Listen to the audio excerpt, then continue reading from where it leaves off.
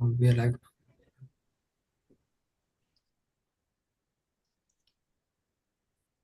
Warm welcome to everyone. This is Prakash Hingorani. I'm the head of strategy and revenue for CISA North America. A very warm welcome to everyone. We'll give it a minute or so for everyone to join in before we get the session started.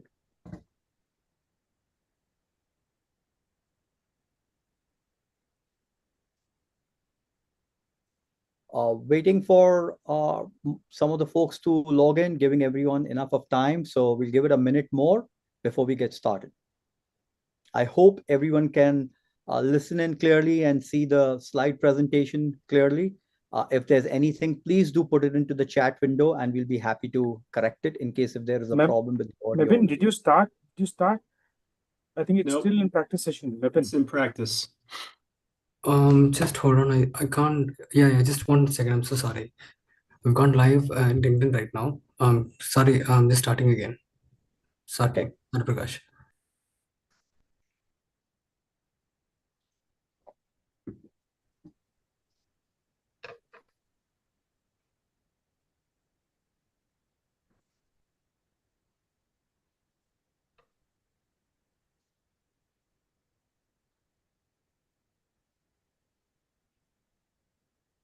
Okay, a warm welcome to everyone.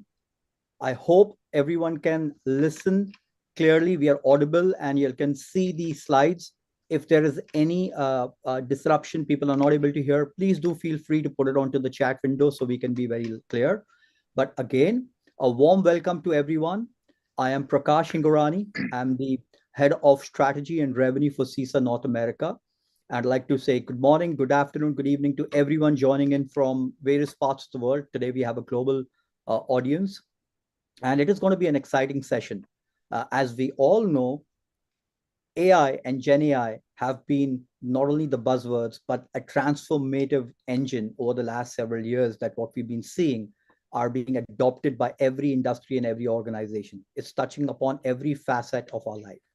And what comes when you are on that journey adopting AI and Gen AI is how do you look at your compliance and security? So we've got this beautiful theme today in terms of the intersection of how do you look at AI and how do you look at the security assessment? So we have HITRUST Alliance and how do you use HITRUST Alliance and using your AI and your security to be able to achieve what we call as the true security for organizations. So it's going to be a very interesting session. We have outlined around 50 minutes for this panel, and we are giving it 10 minutes for Q&A sessions. So we want to make it interactive. Please feel free. The chat window is open. If there are any questions that come along, please feel free. We will try and answer as many questions during the end of the session, which is the last 10 minutes. I would like to start first by introducing our esteemed panel today. First in the panel today, we're going to introduce is Carlos Artiga. Carlos has been a vCISO and the head of InfoSec for healthcare.com. Carlos brings in a rich experience over the last few decades of working and leading healthcare SaaS companies across North America and Latin America. Welcome, Carlos, to the panel, and we look forward to hearing this interesting discussion. The second on our panel is Ryan Patrick. Ryan Patrick is the VP of Adoption for HITRUST Alliance. Ryan is also a veteran. He is a retired colonel from the US Army. Ryan, we thank you for your service, and it's really indeed an honor to have you for our session today. Ryan has also been the SVP of Security at Inspira Health. Again, brings in huge and vast experience spanning across security, compliance, and of course, from a HITRUST Alliance perspective. So welcome to the panel discussion today, Ryan. Finally, I do have my colleague, Nitin. Nitin is the Director of Strategic Risk and Compliance at CISA. He brings in vast experience, hands-on expertise from a risk and compliance perspective. He also heads our HITRUST practice at CISA. Before we get started, I wanted to give you a 30,000 view, a very quick view of who we are. CISA is a global leader in cybersecurity practice. We are a forensics-led, when we say forensics is in our DNA, we are a forensics-led cybersecurity organization. We have been serving the industry for over 18 years and across 1,000 plus customers, and we are present in over 40 countries. Our global headquarters is based out of Silicon Valley of India, that is Bangalore, and our North American headquarters is out of Dallas, Texas. We call ourselves the value chain organization. And why value chain? We've been very laser focused on the digital payment industry. Those are the clients that we service. But why do we call ourselves as a value chain organization? If you look at our services, it spans from working with our customers, starting from compliance, be it on PCI DSS or HITRUST or SOC 1, SOC 2, to doing and helping them with their testing, whether it is vulnerability assessments, penetration testing, application testing, to our data services. As we all know, data is the new plastic. We help organizations from our platform, which is Radar, from a data discovery and classification perspective. And finally, we basically help organizations from a cybersecurity posture management using our agentic SOC, which is the Proact MXDR. And we basically help organizations proactively using our 18 years of forensics expertise with our own custom LLM and our AI, help organizations from a proactive threat vector management and from a cybersecurity posture management. So hope this gives you an overview of who we are. Please feel free to reach out to us if you need any more information on any of our services. We'll be more than happy to. But today's agenda is clearly a very exciting seminar and our webinar on AI, HITRUST, and security assessment. That's the intersection. And with that, I will hand it over to my colleague Nitin, who will take this forward. Again, please feel free. The chat window will be open to put in any questions that you may have. Thank you, everyone, and look forward to a very exciting session. Over to you, Nitin. Thank you so much, Prakash, for introducing us and Sisa. Good morning, good afternoon, good evening, everyone. As you all know, today we are going to discuss about HITRUST and true security concept, and that brings how we are going to uncover HITRUST in regards to the AI adoption at enterprise level, and how CISA as a trusted HITRUST assessor is bringing our forensic thought process to achieve true security. To begin this journey, I may request Carlos, if you please let us know why AI security and why do you think you need some framework that should assess AI risk at a workplace? Thanks, Nitin. Good morning, everyone. So I think the question is why not, right? AI security is really needed. Let's talk about AI for a little bit. It is an emergent technology, right? So meaning that every company in the world is introducing AI features in services and products. This is a boost in products and services. We cannot deny that, right? But it has been a trend because it's easy adoption, right? And achieving integration between systems. And that word, integration, brings me to the first topic. If we talk about integration of systems, it means that we are transferring data between two systems at least, and also doing integration of systems, right? So if we integrate systems, we basically have something like an API, right? So the moment that we have an API and we have data transfer, that is an expansion of the surface attack, right? So why AI security? Because this is going to bring new challenges to the companies. It's going to bring an expanded surface attack and also privacy concerns, right? So 80% of the companies have adopted AI technologies in 2024, and the leading industries are finance and healthcare industries, right? We have some, let's talk about some examples of AI integrations in the market. So we can start with digital assistants, right? Meaning like, Siri and some other like Alexa and some other digital assistants that we have in the market. Also, we have seen a trend in the growth of chatbots for customer services, right? And also fraud prevention in the finance industry. But if we talk in the healthcare industry, we're going to see a lot of use cases applied, like insurance services, like recommendations for products and services, diagnosis, that this is directly data analysis to predict diseases in patients.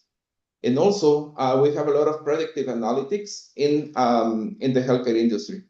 So if we talk about the two leading industries in the market at this moment, we're going to see a big concern for most of the information security professionals. Sensitive information there, right?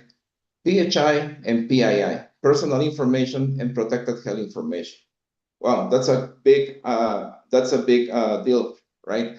So if we talk about the AI adoptions in the market, we need to be conscious about what we need to do to protect the information and the systems that are using AI.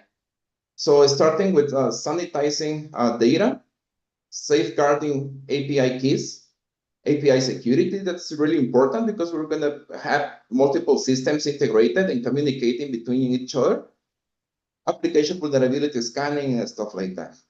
So why do we need a framework for this?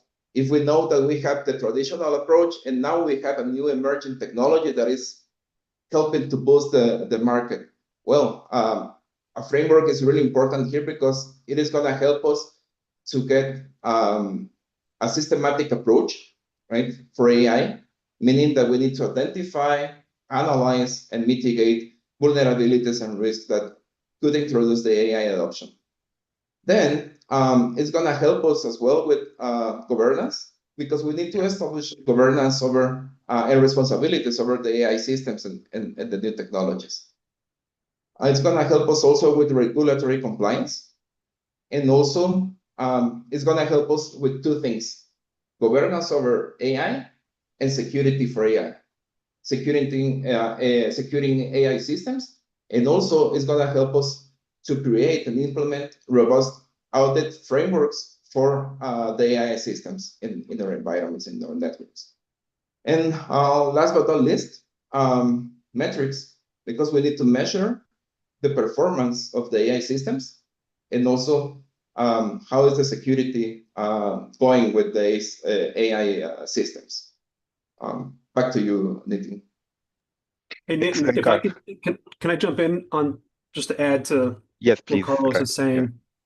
Yeah, I love data, right? So data speaks to me. It helps us see, where we need to focus, how to make decisions. Everything that data can do it's pretty powerful. So I want to offer some statistics that I've seen around this topic, and Carlos did a great job of kind of highlighting kind of the state of affairs. But in 2024, McKinsey released a report that said 78% of organizations globally have adopted AI in some way, shape, or form.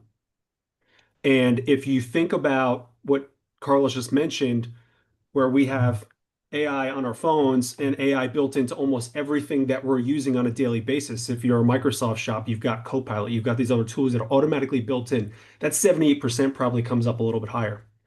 IBM, in the last 30 days, released an AI gap report. And just a couple of statistics: 97% of AI-related breaches occurred in systems lacking proper access control. Access control is a foundational control for security generally. 20% of those breaches were as a result of shadow AI, AI that the organization may not even realize was being consumed or used within the organization. So when you ask why AI security, why does this matter, we're kind of in a really awkward place because we have all of this adoption. And I always love to equate AI adoption to cloud adoption. People are kind of afraid when the cloud came out, but everybody's moving there. AI has been adopted way faster, but security is admittedly probably an afterthought, if thought of at all at this point, and we have to do something about it. And I think that's where the conversation is going to go today, and how HITRUST can be a part of the solution.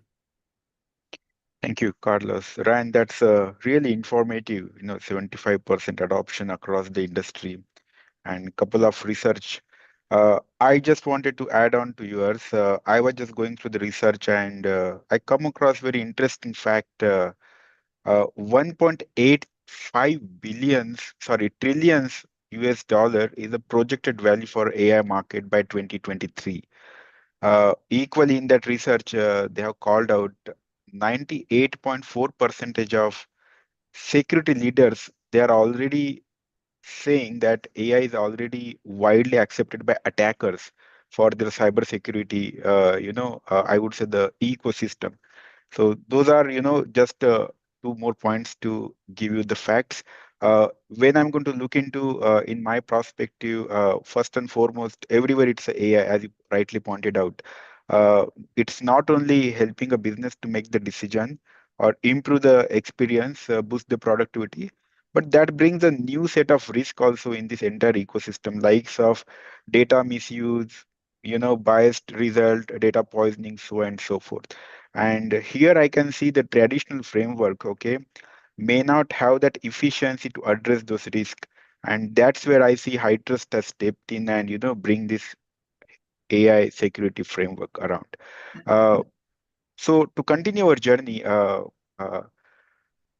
after this, the valuable insight and some of the factful data that we come across as we are unpacking the HITRUST AI security assessment, we have a strong foundation now. So, in the second aspect, okay, what are the key benefits conducting the AI security assessment? Carlos and Ryan to start with. Yeah, I think it's really important to point out that, at least from a high trust perspective, and I think I should share that we went on a 15-month working group, task force, call it what you want, with industry to figure out what AI security should look like. So the likes of AWS and Microsoft and other prominent healthcare and cross-industry organizations, we worked with them for about 15 months to figure out, hey, what types of threats are there? What types of exploits are there?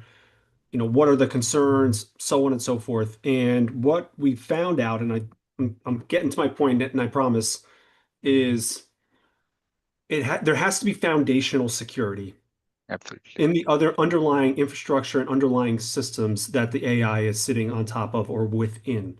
You can't just solely focus on the model itself and feel that there's adequate security if that's all you're doing. Because if you can exploit the underlying infrastructure, the underlying systems, you now have the ability to manipulate that model in any way, shape, or form. So we believe that there needs that be that foundational security, and then the AI controls are built on top of that. And that's how we built our AI security assessment and certification. Is it's built on top of our existing security assessments, the E1, the I1, and the R2, but it adds AI controls so that the system is evaluated, tested, and validated kind of comprehensively from top to bottom, left to right, on whether the security controls are adequate and the risk is appropriately mitigated. So the only other thing that I would offer as important considerations when doing an AI security assessment is try not to do it in a vacuum. Try not to try to figure out which controls are the absolute most important. There is breach data on AI systems already. If you can get access to threat intelligence, let the malicious actors tell you what controls are most important right now. And that's one of the things that HITRUST is committed to, across the board, is we are ingesting threat data on a monthly basis and mapping that to the MITRE ATT&CK framework and making a determination on whether our controls are sufficient in protecting against the threats that are happening today. And if we identify a gap, meaning our control either doesn't exist to protect against that exploit or it needs to be tweaked to better protect, we make that change and all future assessments now are protecting against that threat. When you compare that to other standards, whether it be NIST or ISO, they're not updating their controls on a frequent enough basis. So how relevant are those controls as you all are starting to think about how you want to evaluate AI risk? I would encourage you, if it's possible, to utilize any kind of threat data or threat information that you can get your hands on to better inform what's important. Excellent. Carlos, in your client conversation, how do you see this AI assessment driving the value just beyond risk and compliance? Can I have your thoughts, please? Yeah, sure. Well, from my perspective, I think this AI assessments could help to to help the companies, to adopt in a secure, in a smooth way, the AI technologies, right? So what it means for the market, what it means for a company, it means that we're going to be able to enable the companies to adopt these technologies and getting competitive advantages in the market, right? If you see, if you're a company that you're not integrating AI in your products and services at this moment, you're basically having a disadvantage in the market, right? So, these AI assessments will help to eliminate pain points, in bringing governance in the AI systems for the company. And also, it's going to establish, clear roadmaps for the AI options in a company, right? This is going to help the companies to implement AI in a confident way, and also to experiment, in new products and services, and helping the companies to look for new business opportunities, right? But there is another perspective in empowering employees as well, right? Ryan mentioned something really important, like having AI everywhere in our pockets, in our cell phones, and in our watches, everywhere, right? So why not empowering employees to use AI tools and being more productive, right? Helping the employees also to avoid their, all these repetitive tasks and activities, and allowing, employees to be more productive by focusing in other activities. From my perspective, a good AI assessment can help to achieve the adoption of the AI in a secure way. Excellent. So if I'm going to add, what Ryan just talked about, high trust and how they have evolved around a period of 15 months, and the control, how they frequently change. I see that's bring the operational efficiency through the integration, where we are having high trust E1, I1, R2, and on top, we are going to bring our AI controls, and that brings the ecosystems of, the synergy and the resiliency. Second one is I see that brings enhanced trust and the transparency for our stakeholders. So when we actually look into the adoption of AI with the high trust assurance model, okay, that brings the AI systems as a more secure, reliable, and ethical managed, the system per se. And lastly, I see it's a proactive risk management, where we will actually identify and mitigate emerging AI specific risk, such as, I would say, the data bias model, poisoning, etc. Those will be identified well in advance so that they will not be become the liability.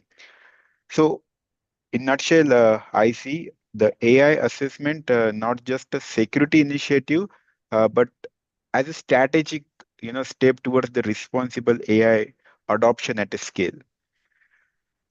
Thank you so much for so much of insight, and we have so far unpacked fundamental of our AI security assessment, and we talked about some key benefits. To move our journey further, okay, some critical aspect when we look into how AI security assessments are actually implemented in the practice. That is something, more important nowadays, considering the evaluation of our AI across variety of model. Okay, I just wanted to bring it how AI security assessments are going to be implemented. Now, we being the assessor, in my views, okay, limited to the approach and the methodology that CISA follows. It's a strategic thought process that we build along with our forensic thought process. It's a structured and the pragmatic phases that we adopted. So it is a 4-layer model that we are undergoing. First one is we call that as a readiness and the scoping. So journey begins with defining the proper scope. So in this, we actually collaborate with the security, legal, AI, ML engineers, etc. team to understand the entire AI ecosystem. Then we use HITRUST MICE as a platform, okay, that will be tailored basis on the factors likes of what kind of AI model, genetic AI, etc., and nature of the data that is there in the ecosystem. Basis on that, thorough scoping will be carried out. Gap analysis will be the crucial aspect over here. So we'll identify the gaps and that will be continuing to the next phase. That is the control implementation and the evidence collection. Once we define the scope, our focus shift from the implemented system per se, okay, how the implementation has been carried out. We will look into the cross-functional efforts, how IT security teams have developed AI, what controls that they are bring in. So more on the technical side. Then the compliance teams, we will get in touch with them. We'll look into how the policies and the procedures are updated. And at the end, all evidences, those are implemented, okay, along with the technology and the policy procedure configuration, etc. That will be evaluated and the formal gap has been identified.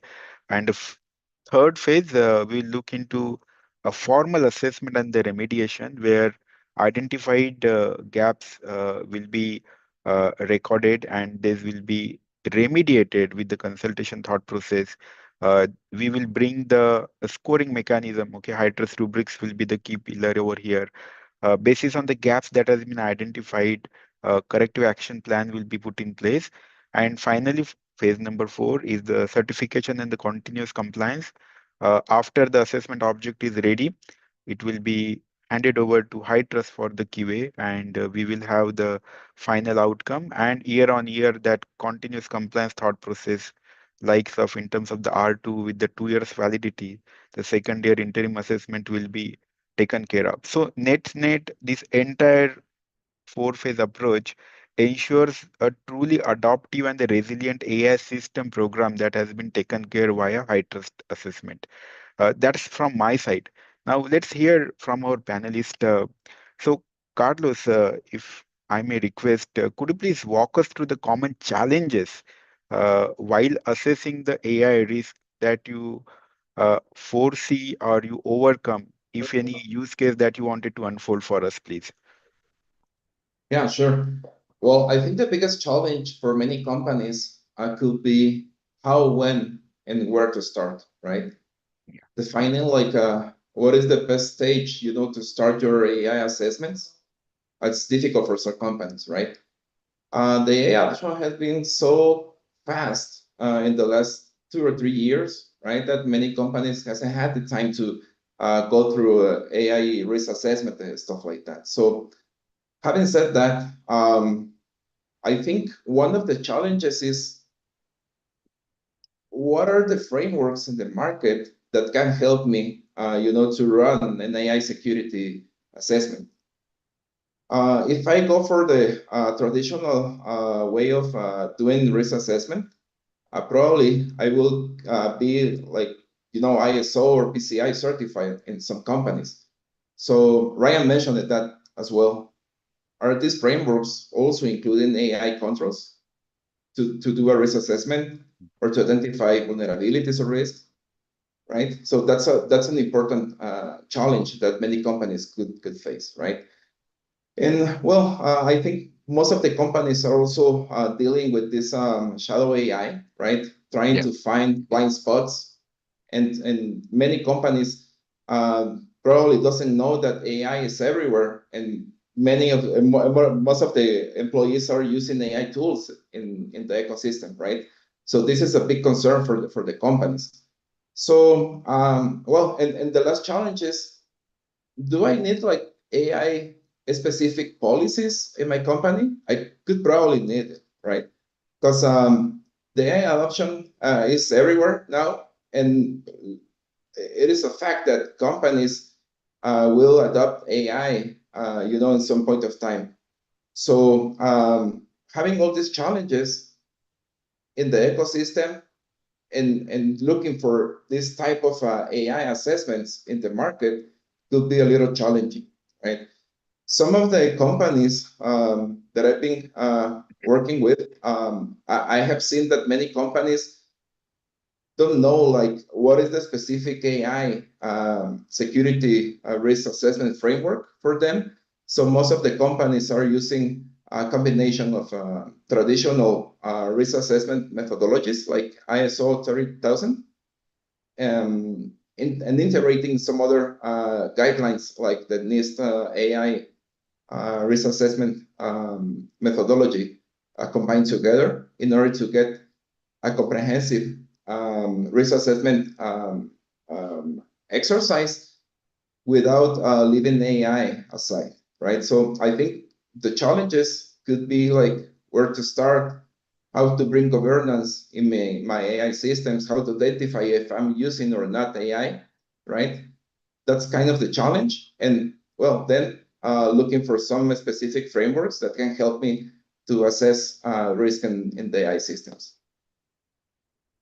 Certainly, Carlos, that's quite comprehensive. And I recollect the recent project that we started for the AI security assessment. The first common challenge is where to start. And I simply say the awareness that you just touch base at the last sentence. Okay, the most important thing to start with so that we can come across what exactly the AI is all about and how these AI security assessments are going to take place. So, Ryan, if I come back to you, as you are into the HITRUST side, okay, uh, has developed this AI assessment model. How do we maximize your investment? And could you please share some of the real work examples so that we can actually notice substantiate, amount of information on that piece, please? Yeah, absolutely. But before I do that, I want to just add something to Carlos's comments. AI security and AI risk it's new, but it's not unique in being different from traditional security risk and risk management. One of the common challenges that I've seen is organizational buy-in. If you don't have organizational buy-in, especially at the executive level or at the business owner level, on what's the appropriate risk tolerance, the appropriate risk appetite, and things of that nature, managing AI risks is going to be really, really difficult because the business owners are going to win when it comes to just signing off on risks that's identified. So this is not new. This happens today with traditional security, technology-related security, but it's one of those things that is really, really important, but really, really hard to kind of wrap your arms around. So it does take education, it does take persistence. So just keep that in the back of your mind. But as far as, maximizing the investment, I truthfully, HITRUST AI Security Assessment has only been out since late December 2024. And like anything new, unless it's like an iPhone where people are lining up on the streets to buy it, it takes some time for people to evaluate it and go through the process. So we only have a handful of folks that have gone through the process today and achieved certification. But what they're doing with that is multifaceted. One, there's just internal organizational confidence. I'm not going to say absolute security, but confidence that the model is going to work the way that the model is designed and it's not going to be manipulated or exploited. But we're also starting to see folks and organizations utilizing the security cert as a market differentiator within their tools. If you've gone to any security conference or even healthcare conference where, there's vendors, I think you're probably going to see powered by AI included, or something on every vendor booth at this point. So being able to differentiate yourself in that type of environment is how I see people maximizing their investments most today. But like HITRUST traditional security certifications, there's other tangible benefits. Right now, the regulators have not really caught up on setting an AI standard or Yeah. talking about how, fines will be applied based on negligence and things of that nature, but that's going to come. So being ahead of the curve, I think, is really, really important. But it's also about um, just being able to instill that confidence and trust with your business partners, and in some cases, um, to other organizational stakeholders like cyber insurance carriers and underwriters. AI is going to be a part of, the underwriting process. And HITRUST actually has a history of, if you achieve HITRUST R2 certification, you can get a 25% credit on your cyber insurance policy. If anybody's interested in that, I'm happy to bore you with the details, but that's all going to extend to the AI space because it is still falling within overall governance and risk management. So, and that's probably the couple ways that I've seen folks maximizing the investment. I think it'll be interesting to see as this space continues to evolve and mature, what other ways people are maximizing what they're doing. Certainly. So if I'm just going to summarize, the successful implementation is less about the technical depth and more about the orchestrating the AI assurance across the silos. And HITRUST provide the framework to do that. As we continue, I just wanted to bring another point for a discussion in terms of the in terms of the benefit. What is the thought process about, reinventing the new standard every time when we witness any new emerging risk, likes of AI risk? So, what are your thoughts? Okay, instead of reinventing the entire new standard, how it is comfortable, how it is sufficient to integrate the existing AI security for the seamless execution to get a better assurance. So Carlos, what are your thoughts around this, please? Rather than reinventing a new standard, how it is comfortable to adjust within the existing assurance model? Yeah, absolutely. So, well, we need to keep in mind that AI is an additional system, another system, right? Yes. It's another application, another set of APIs, another set of servers, infrastructure and stuff like that. So, having that in mind, AI is an added attack surface, if we want to see it from that perspective, right?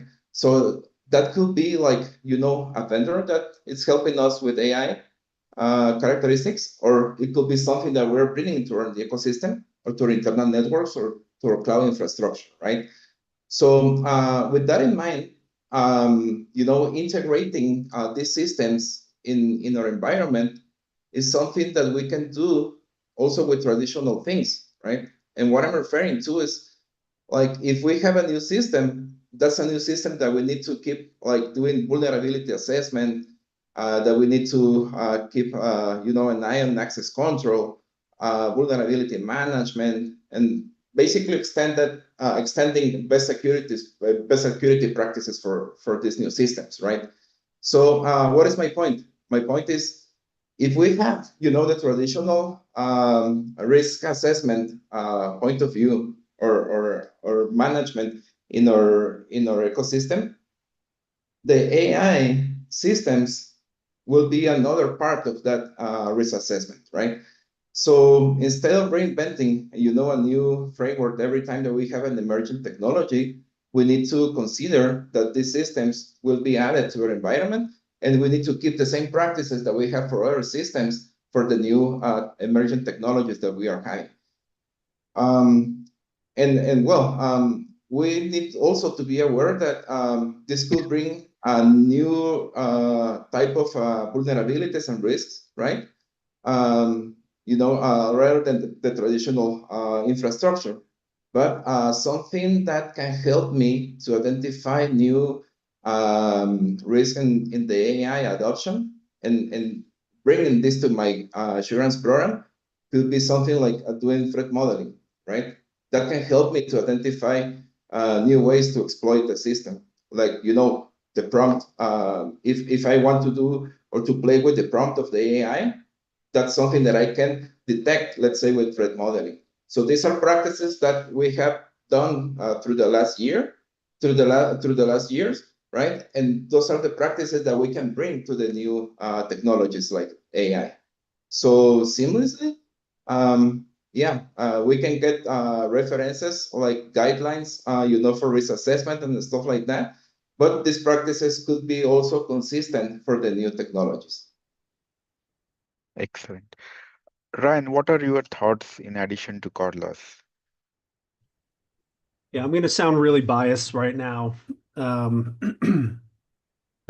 I think we should not be reliant on government or regulators to tell us what to do and how to do it and when to do it, because they just do not move fast enough to keep up with the evolution of technology and the evolution of the threat landscape. I feel pretty strongly that private industry can move a lot faster. As I mentioned, we're updating things on a monthly basis. NIST 853 is updated every 5 to 7 years. ISO 27001 went from 2013 to 2023, 9-year difference. We can't rely on those. So I definitely don't think we should be reinventing a new standard every time there's a new major threat or a new technology or a new evolution of AI, especially when you think about it. And I love to use this quote. Someone said to me last year, the next major version of AI isn't next year. It's not next month, it's next week. That's how fast we're moving. So we need to be moving just as quickly in order to keep pace with not only the risks, but also the competition, because everybody's using AI right now. So I would again selfishly look to folks like HITRUST in the work that we're doing right now. We're the only ones that I know of, and I'm happy to be wrong. So if I am, pointed out to me. We're the only ones that actually have written a security control standard for AI.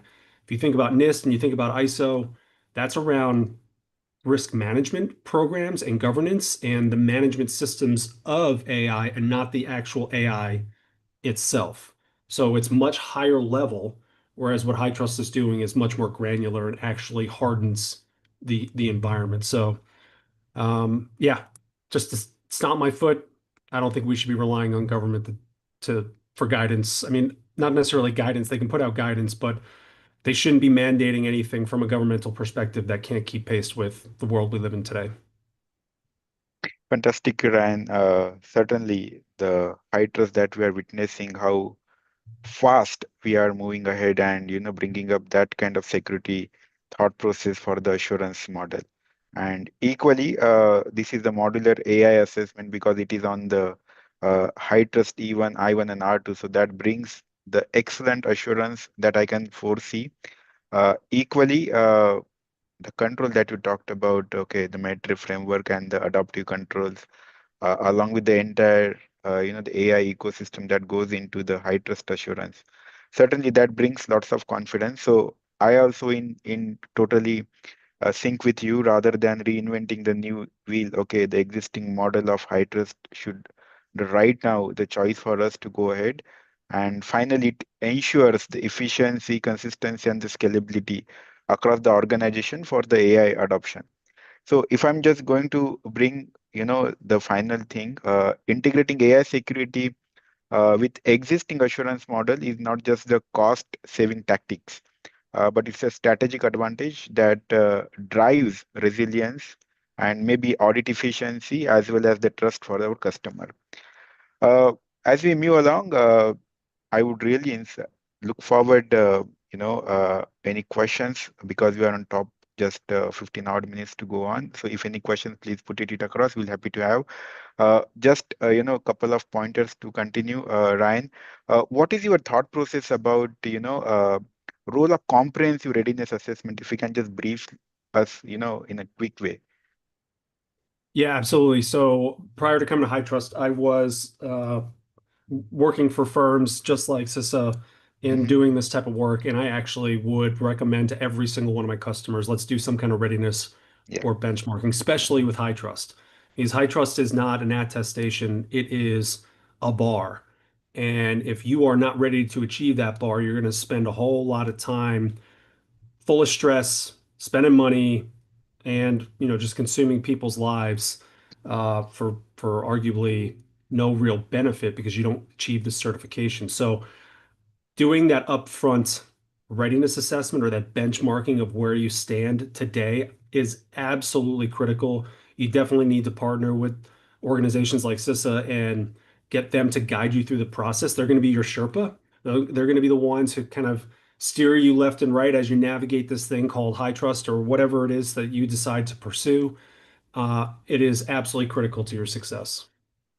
Super. I just wanted to add just quick 2 points. I see it's a diagnostic lens that's ideally identify what are the gaps, okay, in terms of the AI, what are the data lineage or related to data model, okay, uncovering the hidden risk so that, we can ensure the preparedness for the formal AI security risk assessment is going on well, and we are actually achieving the target. And the final, it's a proactive step that I see where team can come together, they can talk and they can get their technical governance, data management related questions, queries are answered so that at the end, they may have the end objective to achieve on the faster pace. So with that, Carlos, when do you think it's the right time to introduce such comprehensive assessment from the AI adoption lifecycle standpoint? From my perspective, I think the best stage could be the inception of the project, right? What I mean is, since the moment that we know that we want to integrate AI everywhere, we should be using these assessments, right? There are several stages in the AI adoption, right? Starting from the inception of the project, going through the design, testing, deployment, and stuff like that. But if that stage already happened, well, we need to integrate at the soonest this type of assessments, right? But the recommended one is once I determine that I need AI or I find any AI technologies in my infrastructure, in my systems, that is the right stage to start the risk assessments. Bang on. Just to sum it up, a comprehensive AI readiness assessment is not just a diagnostic step, but it's a strategic enabler for scalable, repeatable, okay, and at the end, audit-friendly AI security per se. Uh, just last one to continue with. Thank you so much for insightful understanding on the readiness. Equally, bringing up your thoughts about how we are actually going to look after the readiness assessment. Now, one critical point, as everyone knows, this is the era of cloud. So AI adoption on the cloud is something that we wanted to quickly discuss about. So Ryan and Carlos, how you look after AI adoption on cloud? What are the thought process, okay, around shared responsibility model as well as inherited control, okay, when it comes to the high trust assessment? So, Ryan, if I may request your views. Yeah, absolutely. I think most of the AI tools that I've seen are being built in the cloud at this point, and that presents some challenges to a comprehensive security/risk assessment and risk management because you, as the deployer of the AI system, don't manage all of the controls for the system from top to bottom. That cloud provider is going to be managing controls on your behalf that are critical to the security of the AI system itself. So there needs to be a shared responsibility of model or program built. HITRUST has one today for our traditional security assessments. So if you are an AWS shop or an Azure shop, you can actually pull their certified controls against HITRUST into your HITRUST assessment through an Yeah. automated tool. That doesn't exist today for AI, but we will have it in the future as soon as we get more of the cloud providers to achieve the AI security certification. Many of them are working on it currently.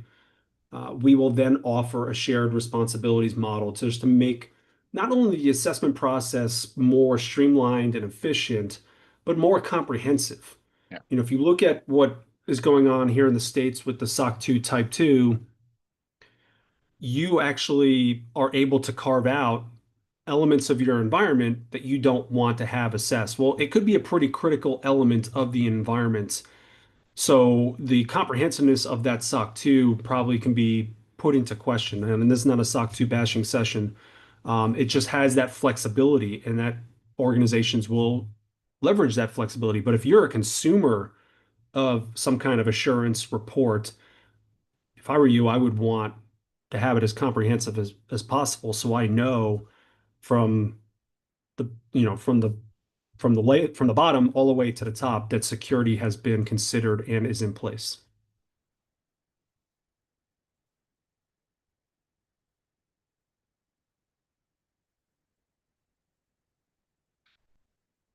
And I think you were just on mute. Sorry, yeah, that is excellent piece, Ryan. Carlos, do you want to add, what is your thought about this piece? Yeah, just a small thought for this. I agree with everything that we have spoke so far. There should be a clear responsibility on the data privacy, security, right? Between your cloud provider, your third party, your vendor, whatever you want to call it. But at the end, there is something important that we need to consider, because I have seen this mistake or this misunderstanding. Many companies are looking for, let's say, an AI solution or vendor, and they request like a SOC 2 report or a HITRUST report or stuff like that. But if my partner is SOC 2 or HITRUST certified, that doesn't mean that I'm automatically compliant, right? Yeah. That is just one part of the things that I need to be responsible for, right?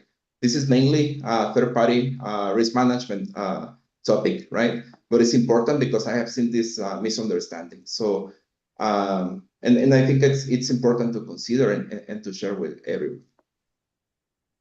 Certainly, I really see the responsibility matrix, okay, that really needs to be in place so that we can have that efficiency to be maintained, when we really look into any kind of assurance certification per se. And as rightly pointed out by you as well as Ryan, that high trust specific thought process when we go on the inheritance as well as the reliance, okay, that is really carved out well in this framework. Now with that, I see a couple of questions. I just wanted to take it couple of them just to be on the time. So first one that I see, how do we secure and comply with genetic AI bots? Carlos, do you want to take it? How do we Yeah, secure sure. and comply with the genetic AI bots?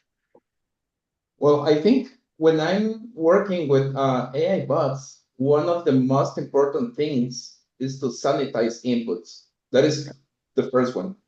Secondly, well, there are some, some basics like vulnerability assessment, doing SAST or dust analysis, stuff like that. But I think something that is really important is to analyze the type of data that I'm going to be exchanging there to see if I'm affected by regulations, laws, and see what is the type of sanitization that I need to do to my data, right? That is going to help me to reduce a lot the risk of, having like a data exfiltrated and stuff like that. And if I sanitize the inputs, that is something that is going to help me to reduce also some other attack vectors in the AI bots, right? So having this type of threat modeling testing in my AI bots is something that I must do in order to identify possible risks and vulnerabilities in my solution, but also something that I can really help me, something that can really help me on this is to sanitize the inputs and having a good perspective of all the workflow and what are the risks that can be during that workflow. Thank you. I see one of the participant has requested about AI training. So certainly we do have AI specific training. My colleague Prakash, if may I request you to quickly, get the more insight about this, training to the participants. Absolutely. We Yeah, have a CSPI course, Nitin. Absolutely. Thank you so much. And we will be sharing the link yeah. shortly. It's also the registration is open on our website on www.cisainfosec.com. Please look at that. The cohort starts in October. This is perfect for your AI training, AI and security training. So please look that up, and we will also share the link shortly. Over to you, Nitin. Excellent. Thank you. Ryan, I see your favorite question. Okay, third-party risk management, and that's into the supply chain. So how can an organization assess and manage AI-specific risk across, extended supply chain? Yeah, what I tell folks is don't overthink it. This is new technology, not new risk management. You likely are able to weave AI related questions or controls or due diligence type of activities on top of what you're already doing to manage your third parties, your supply chain, or your vendors. So don't overthink it, but don't wait, right? Because we mentioned up front that there's huge adoption for AI, and it may seem like this enormous elephant that you got to eat all at once, and that's not the case. Take a bite at the time, take a bite at a time, and just start whittling away at building AI into the existing policies, processes, and culture within your TPRM program as it exists today. In continuation to the same, what are the AI threat models, Ryan, if you wanted to add something, or Carlos, okay? AI specific threats as well as some security controls. One of the candidate has just, pasted. Well, what was the In question, Nitin? Okay, AI threat model and some security control. So if I'm just going to add a common AI threat with regards to the AI, certainly, data poisoning, uh, the threat model in terms of, the AI model uh, in the model draft, or I would say some of the prompt injection, or for that matter, supply chain compromise. So that I can think so far. Some of the controls, okay, from the security thought process, I can certainly look into the governance control likes of, AI specific risk assessment, as Ryan and the Carlos called out. Okay, that is a mandatory things.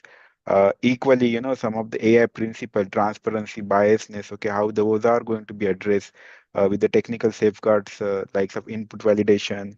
I would say some of the access mechanism, uh, privacy management, etc. And I can foresee some of the operational measures, likes of AI specific incident response, some of the AI red teaming exercise could be the one of them. So those are my limited thoughts. Ryan, if you wanted to add, please. Yeah, I mean, I think you hit the nail on the head. The only thing I would add is this is an evolving space. Yeah. And although there is threat data available today, it probably is going to get more comprehensive and be far reaching in the future. So don't ignore it. I mean, I mentioned right up front that I think threat informed control selection is really, Yeah. really important. And knowing how the malicious actors are exploiting systems helps focus your attention on what actually matters versus trying to do everything really well, which basically becomes a compliance activity. Excellent. I see we are up on the time, and that brings us to the end of today's webinar. Thank you, Carlos, Ryan, for sharing your views and perspective regarding the AI risk and the steps to secure them. I would like to thank the audience who attended this webinar, and we shall be responding to all the remaining questions lined up here uh, from the audience by email. I wish you thank you so much. Thank you, everyone. And we have posted the link to the AI certification course also please feel free to reach out to us. Once again, a very big thank you to Carlos, Ryan, and Nitin. Thank you. Thank Have you. a